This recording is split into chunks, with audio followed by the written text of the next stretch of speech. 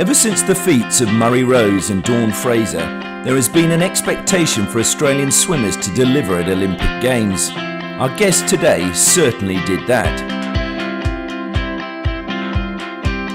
We're in Outram Street in West Perth at Perugino Restaurant, Perth's fourth oldest restaurant, and we're catching up with double Olympic medal winner Lyn McClements.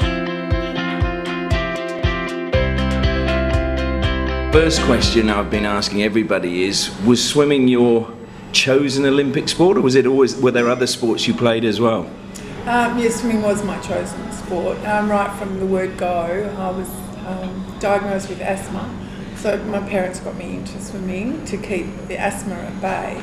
I did love other sports and I did play a lot of other sports, but swimming I seemed to be very much attuned to. My father was a sailor, and sailing, not sailor, and he used to take us down to the river every weekend. So Mum used to sit on the foreshore and us kids used to just swim while Dad was out sailing. So water, I've been around water all my life and I feel very comfortable in water. Was it a dream to go to the Olympics, or when did that dream become a reality, or something that you felt was achievable? Well, as I progressed started training through school, and then when I got to about 11 or 12, I was just really swimming pretty well without a lot of professional coaching. One of my school teachers, who was a phys ed teacher, bailed my mum and dad up and said, "I think this girl could go far. I think she needs some professional coaching." And sort of from that moment, I started training a little bit more with a lot more dedicated people around me, and that's when the dream started to build. So. And can you remember how you heard, or when you realised you were actually going to go to an Olympics? Well, we had a series of championships that we had to achieve. You had to either be first or second. There wasn't, back in those days, I don't think there was as much qualifying times as there is now, where you have to achieve a certain time before you can get. I think back then it was just first and second, and so that was my goal, was to win one race at the Australian Championships, and I knew then I would be on the plane to Mexico.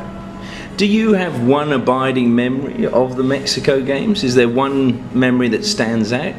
Well, apart from being on the podium, I mean that goes without saying, but my next special moment, and probably before the Olympic medal, was walking into the stadium as an Australian.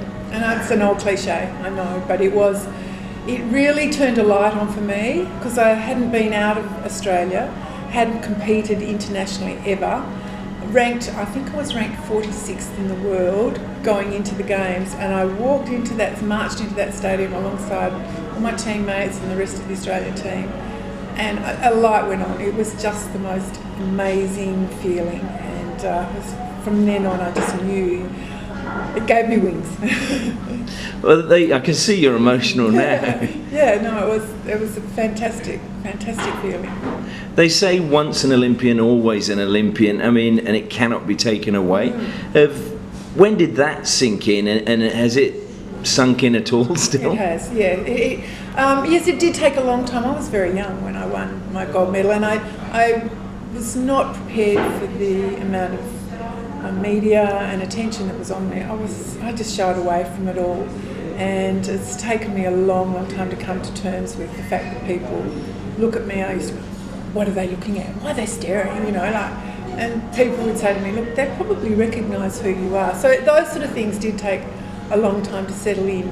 But apart from that, being an Olympian and now meeting fellow Olympians, there's definitely some very, very strong bond. And it doesn't matter whether you were in the 1945 or 46 Olympics, as you get to meet young ones now that are going, everyone knows what you have to go through to be an Olympian, and I think that there is definitely a strong pull and a sense of belonging into that very special little club. And has being an Olympian changed your life, or has it just been, as you say, just that special bond? That's hard to analyse. I guess it did change my life. Well, I was heading in probably the same direction as like for my work and things. I then, after winning my gold medal, my husband and I bought a business and we taught swimming for many, many years, and then I got into the coaching side of things. So I guess if I hadn't gone down the Olympic path, then maybe I wouldn't have been still involved in swimming today. We asked you to bring something from your Olympic Games. I believe you're moving house, so it's made it difficult. But what would you have brought had you been able to access something? I was telling you earlier, I think probably I had a very special pair of maracas that used to go everywhere with me, and do you think I could find them? I'm so sorry I couldn't. But they were probably the first thing I bought when we hit the streets in Mexico City, so they were very special. Now, the other thing is, obviously, we're doing this in a restaurant, and highly tuned athletes, we know they have to watch what they eat. Was there any food that you missed particularly when you were training, and as soon as it was over, you hoed into it? Well, I did come home about 4 or 5 kilos heavier than when I raced. So, and a couple of people said they didn't recognise me. No, I could pretty much at that age I could eat anything anyway. So, and diet wasn't a big thing on my agenda. I know there was a few people that did have that problem, but not really, no. And then just finally, we've got 3 questions we've been asking everyone about their Olympic experience. Now, 1968, do you know where Australia came on the medal table there? Have you got any idea? We didn't do very well. I think we only won 4 gold medals. It was 5, yeah. Five, yeah. So I have no idea. I don't think there was like an Olympic tally in those days. Maybe there was, but it certainly went over my head. Yeah. You actually came 9th.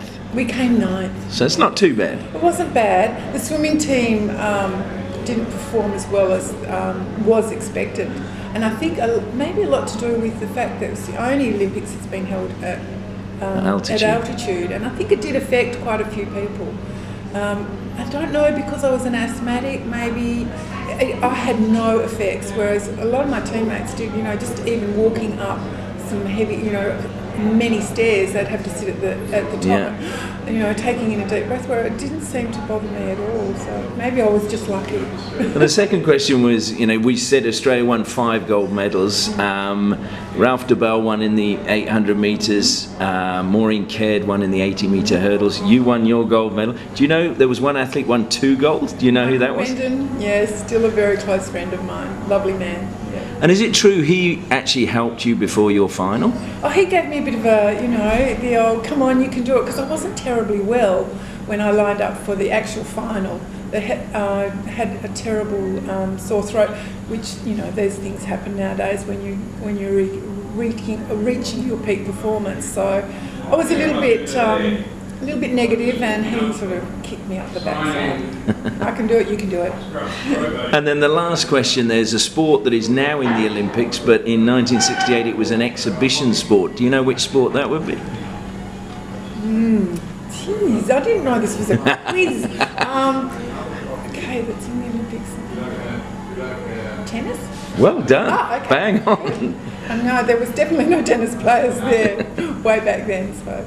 Well, Lyn, that's all. Thank you very much, and great sharing your memories. Thank you very much.